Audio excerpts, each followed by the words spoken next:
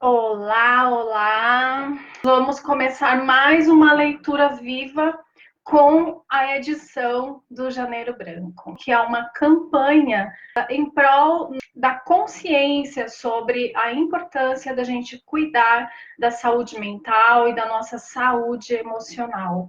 Então, nós temos no Brasil inteiro, né, em várias cidades e até outros países do mundo já nessa campanha, vários profissionais da saúde, muitos psicólogos, né, a maioria psicólogos, porque a campanha começou com o Leonardo Abraão, né, da @Janeiro Branco. Então, quem quiser saber mais, pode consultar o site janeirobranco.com.br, pode visitar o Insta dele, a página do Face. Então, tudo como Janeiro Branco.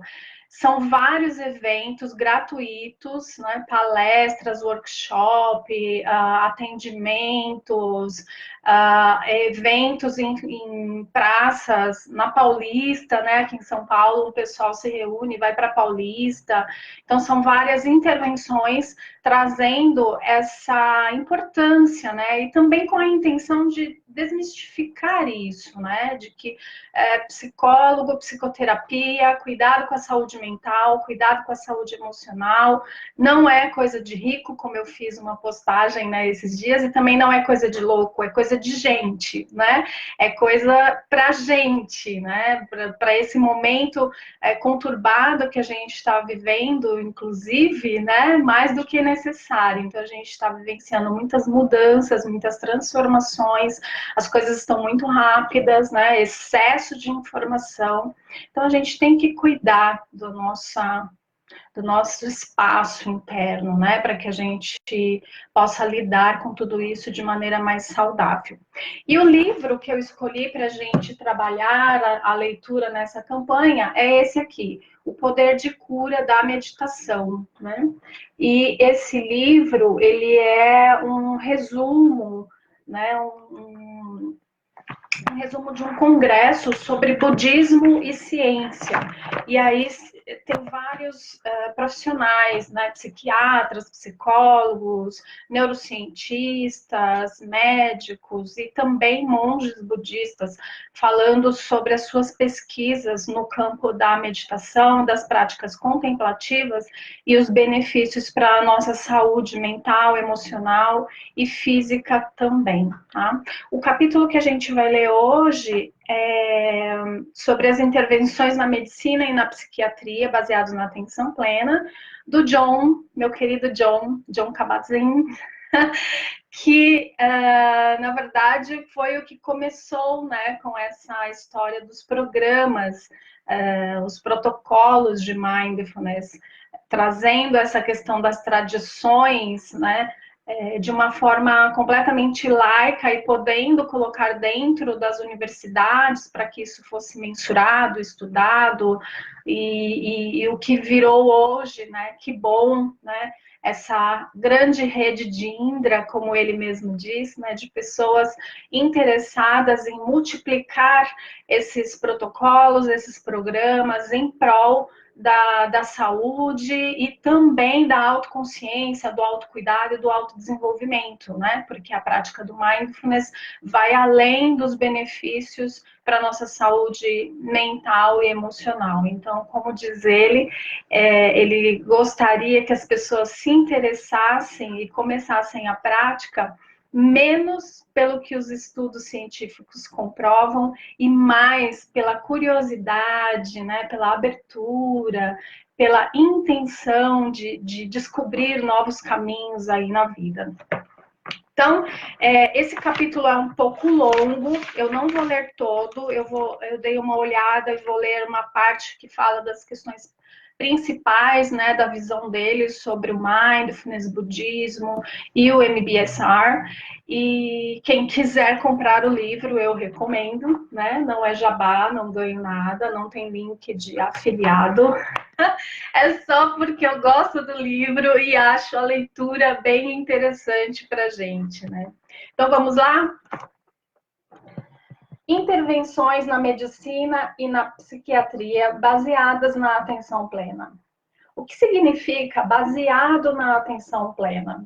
Então, esse capítulo é uma fala do Jon Kabat-Zinn, que foi o que, em meados de 1970, 80, começou a trabalhar com o mindfulness de uma forma mais científica, né? Criando os protocolos para a mensuração dos resultados e dos benefícios.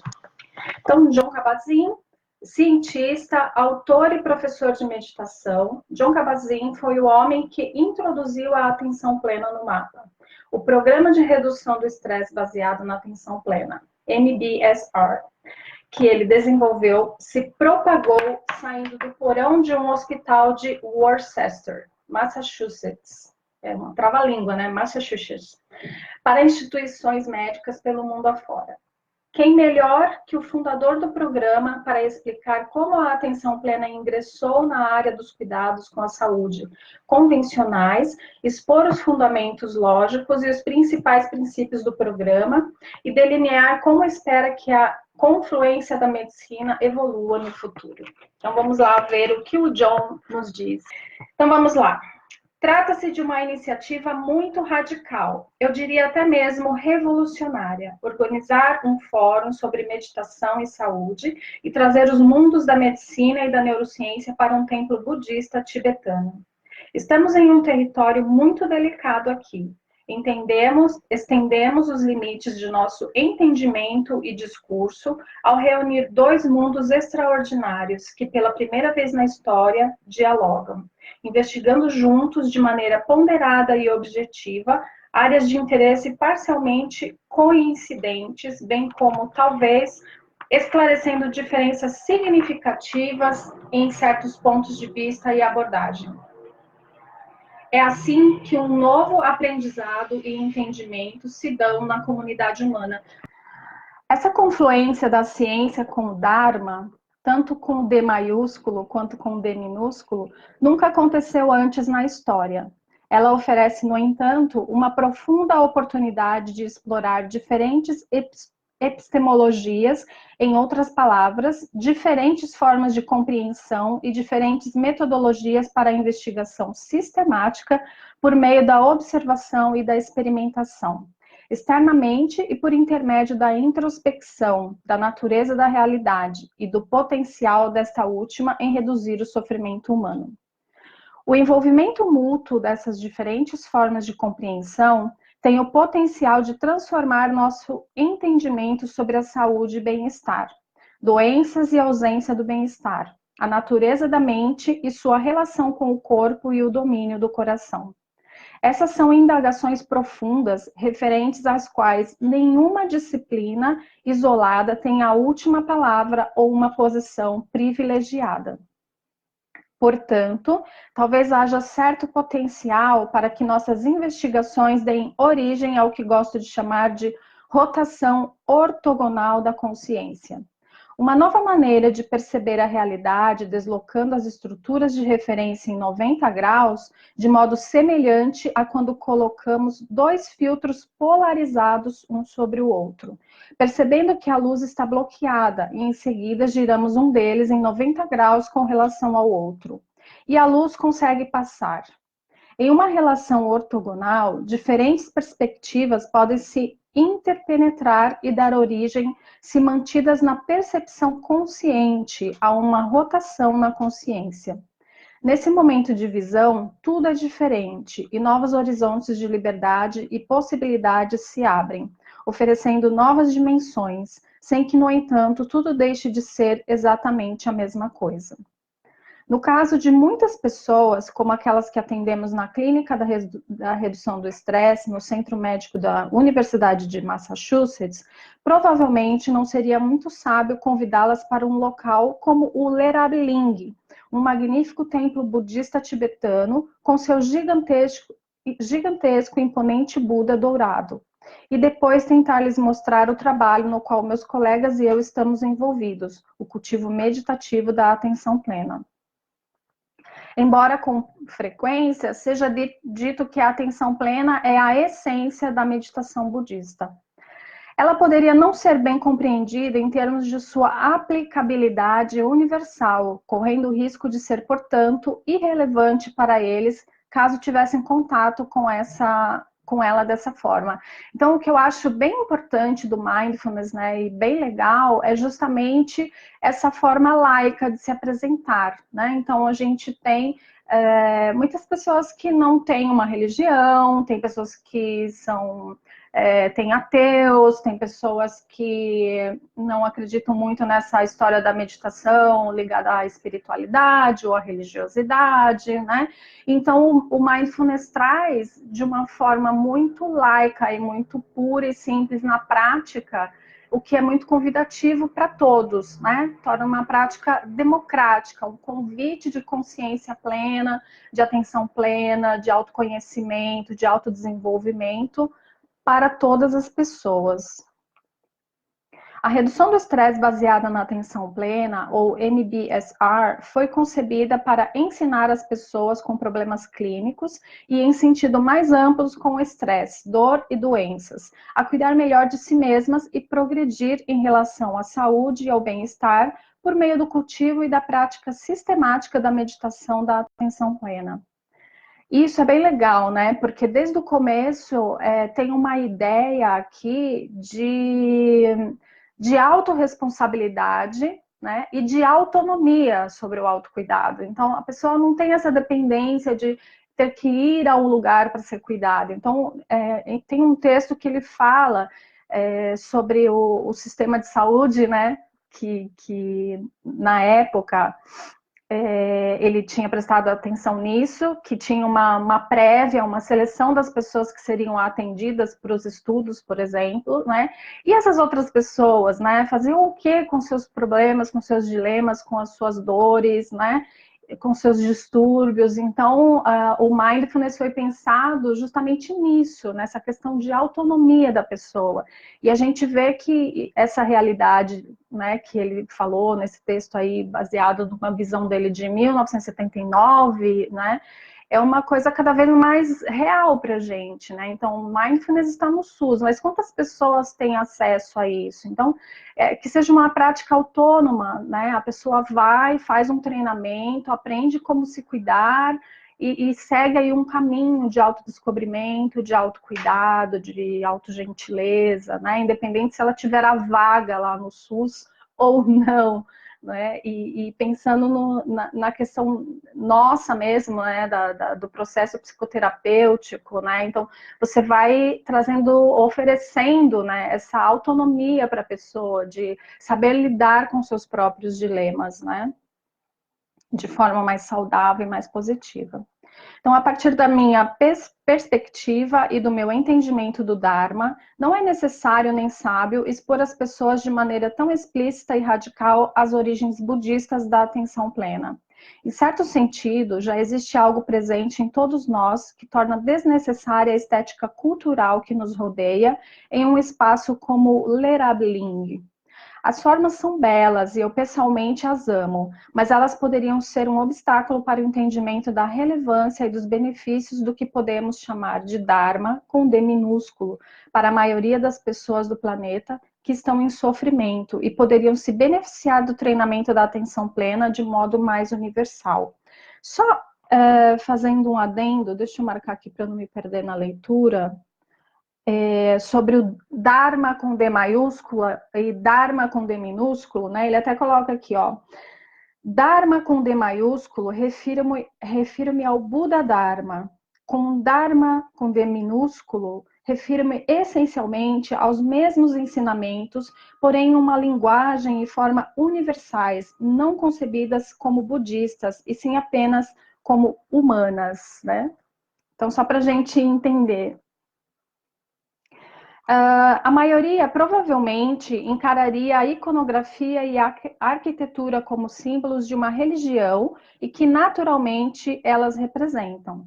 As pessoas de maneira justificável poderiam perguntar: por que eu deveria me envolver com práticas budistas ou adotar um sistema de crenças estranho à minha cultura? Então, ainda existe um certo preconceito com relação aos programas de mindfulness com esse olhar, né? Então, de repente a pessoa tem uma determinada religião e ela acha que é proibido ela ter esse contato com o mindfulness por conta do budismo. Então, aproveito aqui para dizer que não tem nada a ver com o budismo no sentido de religião, né? Mas sim fundamentada no budismo, e como diz aqui o John muito bem, né, no Dharma com D minúsculo, de que traz atitudes, considerações, né, práticas sobre uma humanidade compartilhada, independente da sua crença religiosa, né? Então, são questões seculares, né? Como diz o Dalai Lama, uma ética secular que tem até aqui nesse livro, né? Não misturando os bondes, mas também recomendo, além da religião, né? É uma prática laica, secular, que fala e trata das questões éticas humanas, da nossa humanidade compartilhada. Mas se todo esse cabedal tiver um invólucro universal, embora a conexão com as práticas de meditação budista seja claramente explícita, quando apropriado, a barreira para o envolvimento pode se tornar significativamente menor. Afinal de contas, prestar atenção dificilmente pode ser conceituado como uma coisa budista. Assim como a percepção consciente, a bondade, a compaixão e a sabedoria, meu entendimento do Dharma, bem como minha experiência com ele, me fazem lembrar de que a essência do Dharma e a maneira como ele é praticado são completamente informes.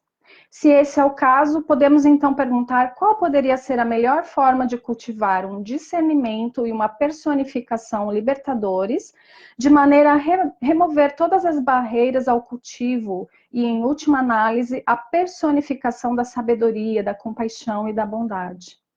Sogyal Rinpoche ressalta o valor e o poder do desapego, da visão clara, de repousar na natureza original da mente, na amplitude ilimitada da percepção consciente. Essa perspectiva parece ter uma essência universal. Também é verdade que uma pessoa poderia se sentar em qualquer recinto, por exemplo, em uma sala de reuniões do nosso hospital, sem nenhum detalhe da iconografia que nos circunda em um templo budista, e ainda assim não conseguir entender esse ponto essencial. Ele não faria muito sentido e poderia soar a essa pessoa como um jargão ininteligível. Você pode ser familiarizado com todo esse vocabulário, percepção consciente, compaixão, meditação, e ainda assim não compreender o que está sendo colocado em evidência. Para entender de maneira profunda, precisamos estar motivados, precisamos ter uma entrega autêntica, temos que ter um indício de uma perspectiva mais ampla a respeito de nós mesmos e da nossa relação com a experiência. E essas coisas só surgem quando nos dedicamos à prática da meditação de maneira regular e disciplinada. E é completamente visível, né, quando a gente faz o programa de 8 semanas, não no sentido de investigação ou de ser inspetor da prática das pessoas, não é isso. Mas é bem visível quem se dedica, quem faz as práticas regulares e quem não se dedica, né? Quem fica só no dia da sessão ou da aula que toma contato com o conteúdo. Então, essa questão da entrega é bem importante, né? Quando nos envolvemos na prática diária, as palavras começam a fazer algum sentido, porque nos familiarizamos com a natureza da nossa mente e da nossa experiência. Ela se torna uma experiência direta, ou usando o termo Francisco Varela, uma experiência em primeira pessoa. Assim, tornamos-nos mais receptivos ao que está sendo oferecido por meio do ensinamento competente, porque estamos lentamente, por meio do cultivo da atenção plena, que inclui emoção plena, expandindo a relação com nossa própria experiência e examinando-a mais profundamente. Isso pode conduzir de diferentes maneiras àquela rotação na consciência que mencionei antes. Sem a prática, no entanto, ficamos muito mais propensos a permanecer enredados em nossas ideias e opiniões, sem ao menos tomar conhecimento disso. Esse ponto é importante, porque o apego a essas ideias e opiniões pode nos impedir de entrar em contato com a realidade das coisas. Quando você compreende que um pensamento é apenas um pensamento e não a verdade, ocorre uma grande mudança na maneira como você entende a própria mente. Isso já é uma profunda rotação da consciência. Então, um dos primeiros benefícios, né, de quando a gente começa a praticar é essa questão da consciência, da gente separar, né, o que a gente está pensando do que realmente é. Porque é todo um ciclo, né? Você pensa uma coisa, toma aquilo como verdade, aí você já tem a emoção, aí aquilo já traz o sentimento, já reverbera no seu corpo, reverbera na sua ação, na sua maneira de estar no dia. Então, se você vai trazendo essa consciência de isso é apenas um pensamento, é apenas um julgamento meu, né? Você vai tomando essa consciência e você vai criando maneiras, né? O que a gente chama de maneiras mais hábeis de lidar com as situações. Todos têm potencial para explorar esse tipo de interface criativa dentro de um Dharma universalmente articulado. Ninguém precisa aderir a um catecismo ou dogma. Se compreendemos que a investigação da própria experiência é inteiramente empírica, o progresso da prática meditativa e a integração dela à nossa vida praticamente não terão a sobrecarga de uma bagagem cultural, sendo, portanto, relativamente objetivos. O valor, portanto, em termos de potencial desses progressos e dessa integração em alcançar a transformação e a libertação para nós mesmos e para os outros, pode ao menos ser cogitado como uma hipótese plausível que merece ser testada em nossa vida por meio da prática. Além disso, esse tipo de abordagem inclusiva pode ter o potencial de se espalhar pelo mundo de maneira a contribuir com a cura para o sofrimento em grandes escalas que nós, seres humanos, causamos a nós mesmos e infligimos uns aos outros, tanto em nível social quanto global.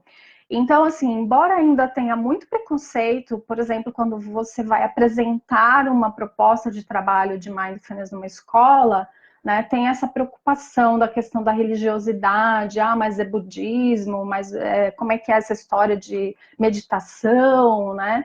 Então, ainda tem, mas de qualquer forma, essa expansão, né, pelas redes sociais, pelos programas de TV, rádios, enfim, que tem sido feito nos últimos anos, tem tornado isso cada vez menor e as pessoas estão vendo, né, que isso é uma possibilidade para todos, né, no âmbito da saúde, no âmbito social, no âmbito educacional, no âmbito corporativo, né?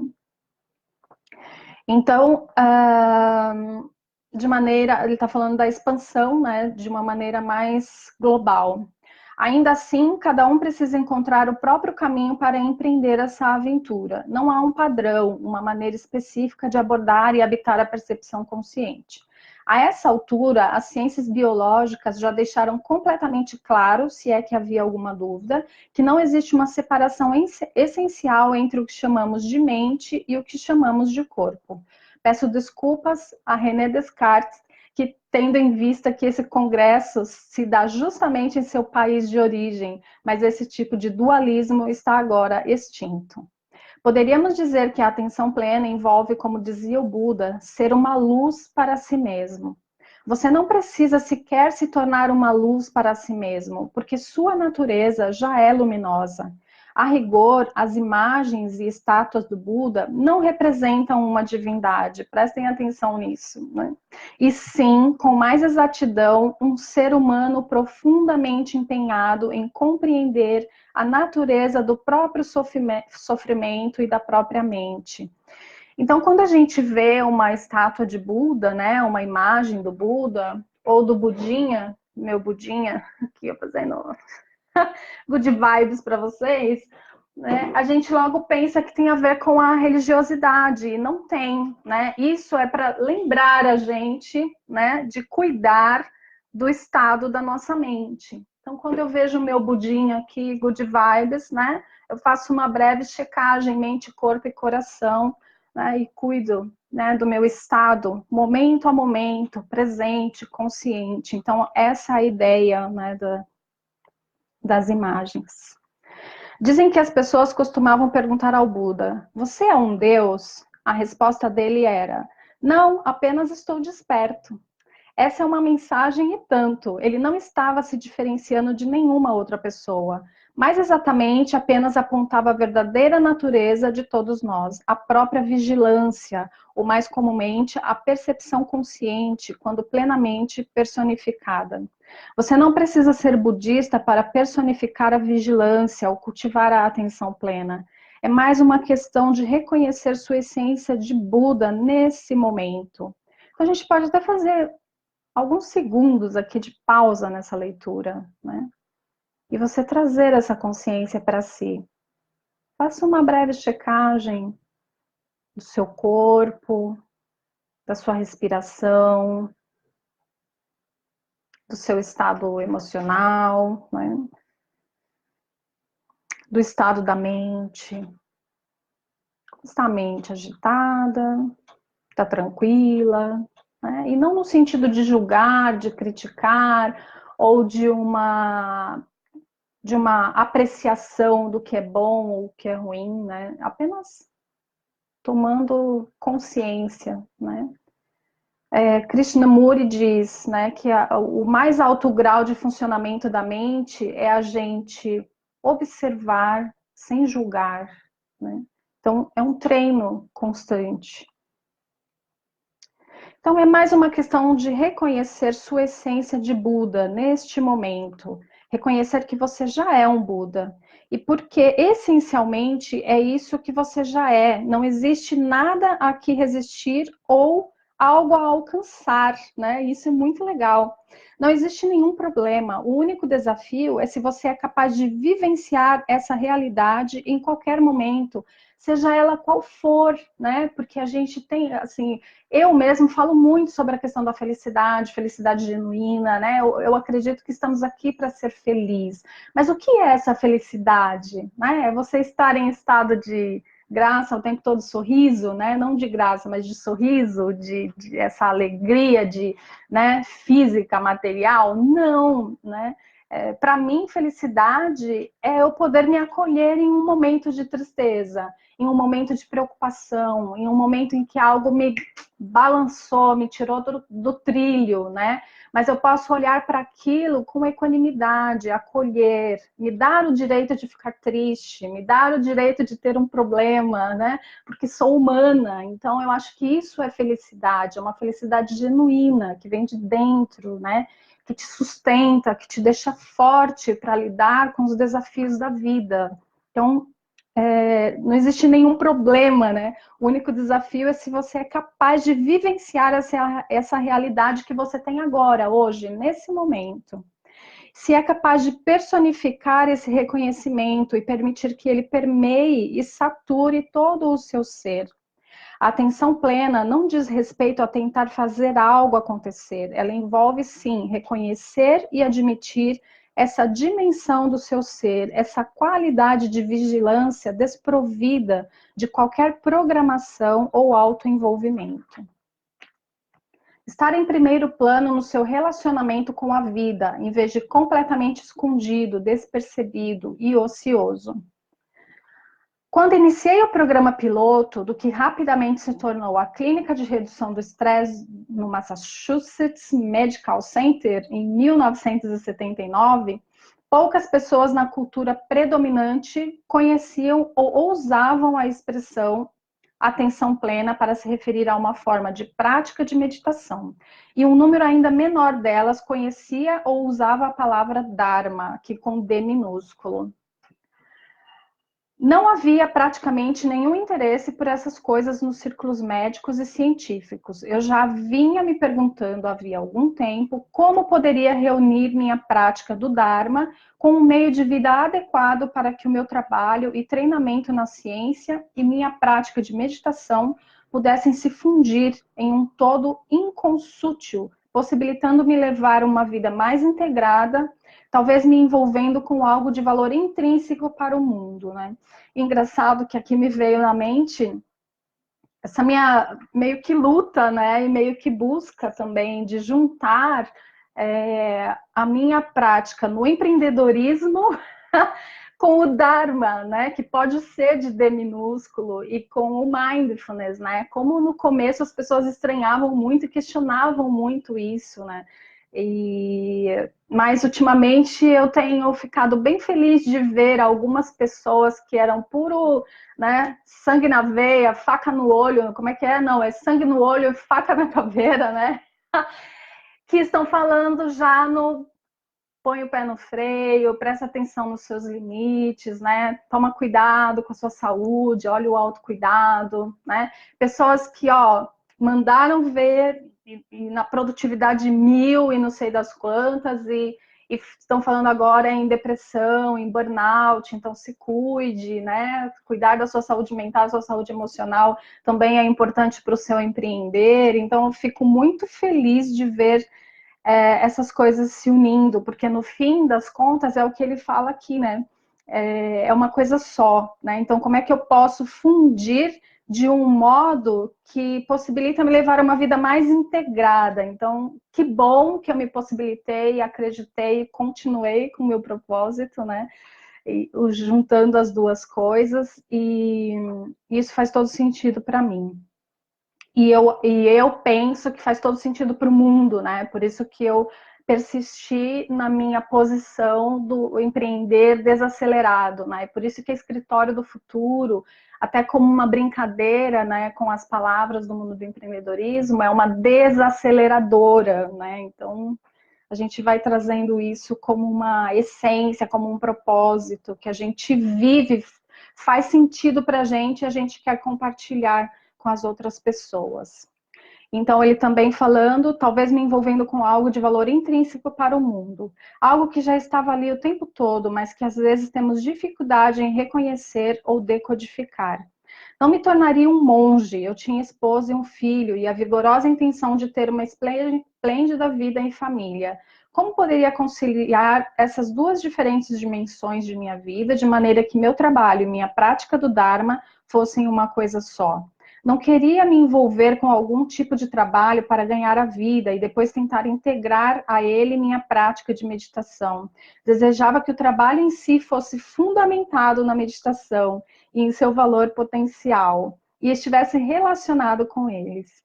Isso se devia em parte ao fato de eu sentir que o mundo necessitava desesperadamente de uma existência mais atenta, embora não houvesse nenhuma maneira convencional óbvia de estar lucrativamente empregado em um empreendimento desse tipo.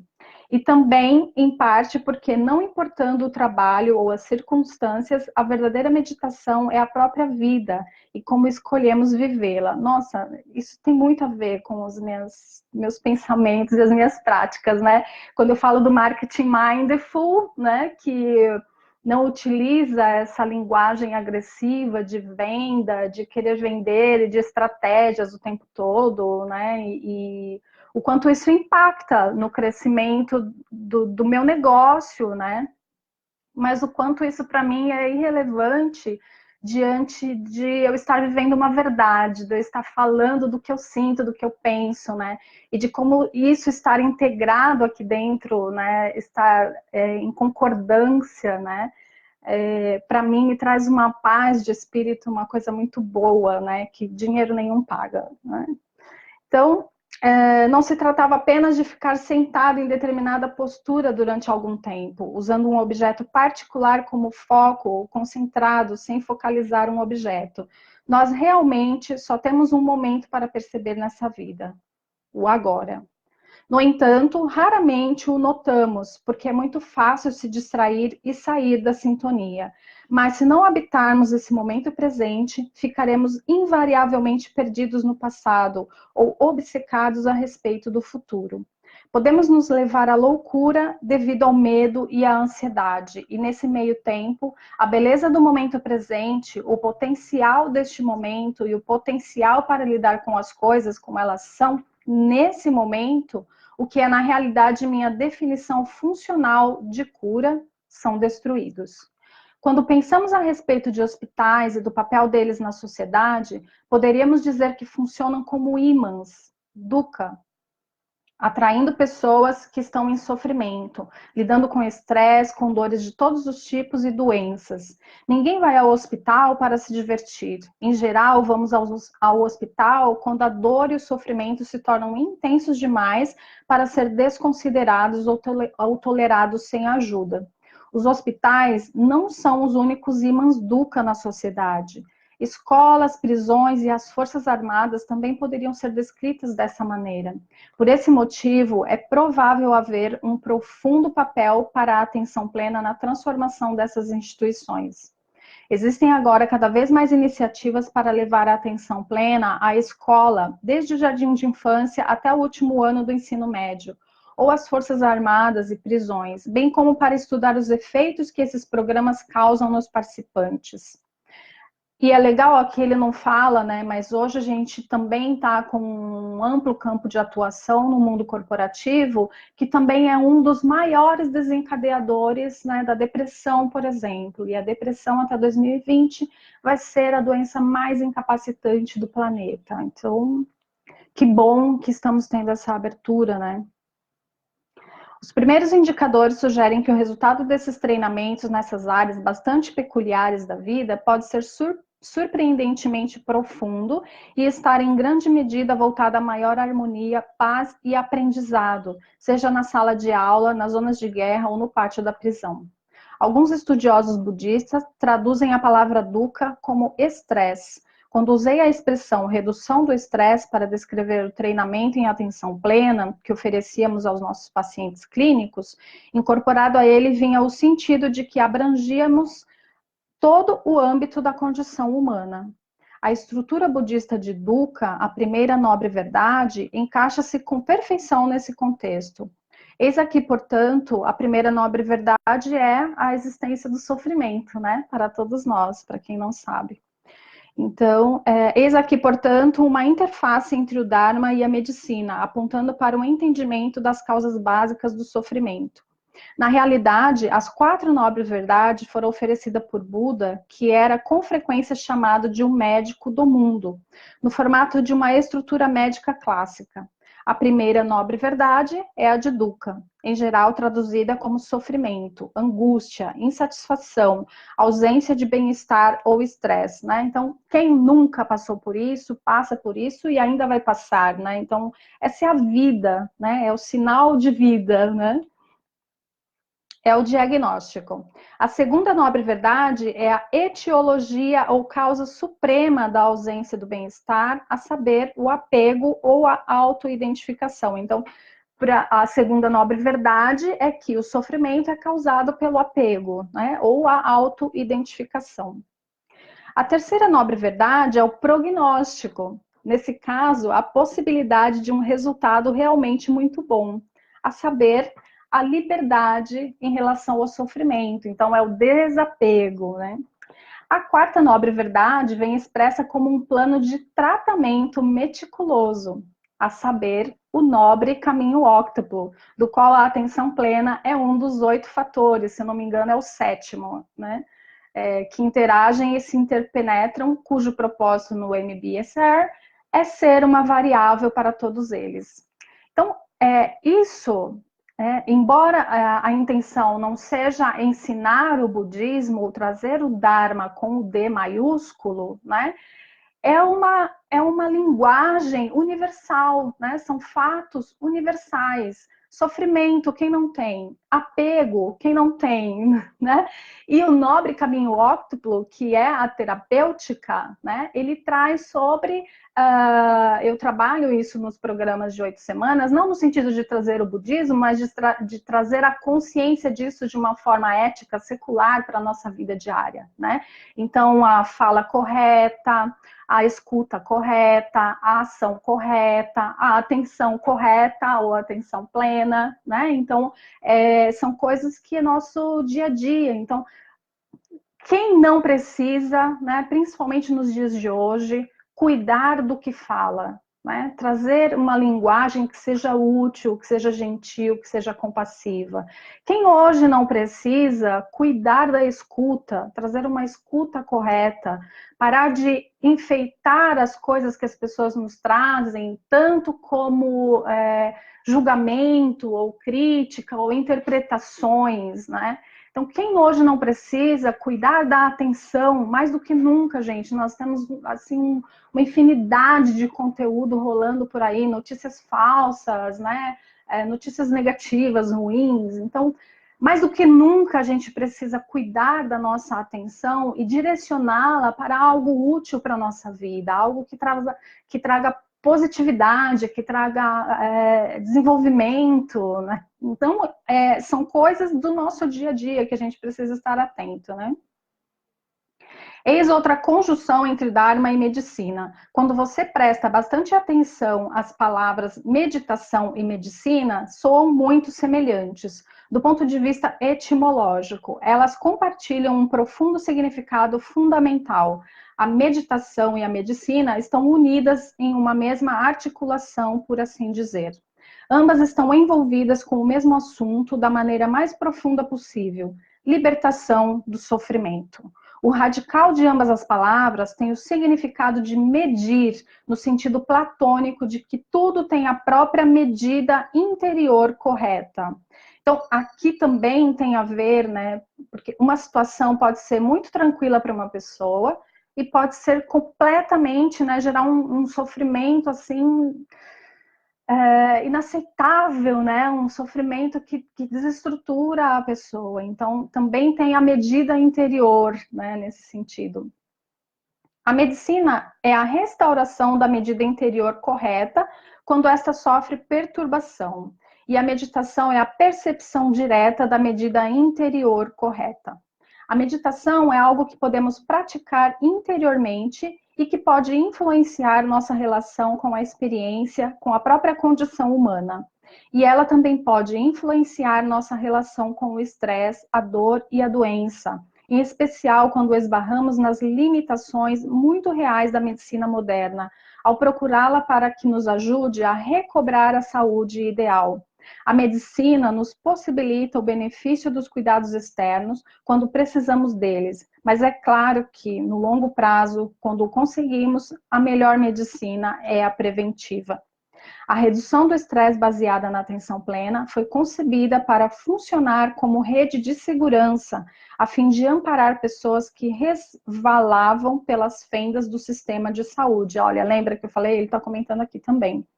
Elas desafiavam a fazer alguma coisa por si mesma, algo que mais ninguém, nem mesmo os médicos, cirurgiões, pastores e membros de família, poderiam fazer por elas, por intermédio do cultivo sistemático da atenção plena, resultante do próprio esforço disciplinado, com enorme incentivo e apoio da equipe da clínica e do instrutor de MBSR, ou MBSR, como queira. Então, gente, esse capítulo é bem legal, bem interessante, mas ele é longo, né? Não dá para a gente ler todo aqui. A mensagem que eu quero deixar aqui é sobre essa questão que sim, né? Os benefícios da meditação, da atenção plena, estão sendo cada vez mais estudados. Como eu falei ontem, existem mais de 720 protocolos com relação a isso. Existem estudos para o que você imaginar. Então, se você tiver um pouco mais de curiosidade, quiser se aprofundar mais nessa questão do mindfulness, da neurociência do mindfulness, né? Onde medicina e mindfulness estão atuando, então você coloca lá o seu campo de interesse ou um distúrbio do seu interesse e mindfulness, né? Então vai lá no Google Academics, tem vários estudos, vocês podem se aprofundar nesses temas. A intenção aqui é trazer essas luzes, né? Essas reflexões de possibilidades do mindfulness no campo da saúde mental, da saúde emocional e da saúde física. Por hoje, terminamos a nossa leitura. Para encerrar, eu queria abrir aqui um koan, né? Então, plagiando a Sara Lazar, que ontem terminou o texto dela com um koan, eu quero trazer outro aqui para a gente. Não, esse é muito difícil, peraí. Deixa eu ver outro, peraí. Esse é legal.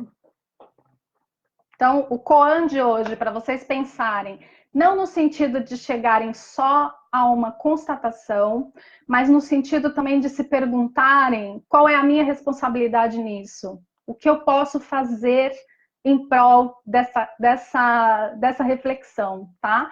Então, o Koan é: tudo está completo. Por que há tantos problemas no mundo, né? Então, nós temos uma abundância, gente, de recursos, né? Se a gente pensar no Brasil, por exemplo, nós somos um país maravilhoso, né? A gente tem uma abundância, né, de alimentação, de lugares lindos, de terra, né? De pessoas, né? Nós temos aqui um calor humano, né? Todo mundo do mundo gosta de vir para cá quando pensa em algum lugar para recriar a vida, né? Então, nós temos um país maravilhoso, nós temos pessoas maravilhosas. Se a gente ampliar isso para o mundo, nós temos um mundo maravilhoso, um mundo de abundância e de recursos. Por que temos tantos problemas, né?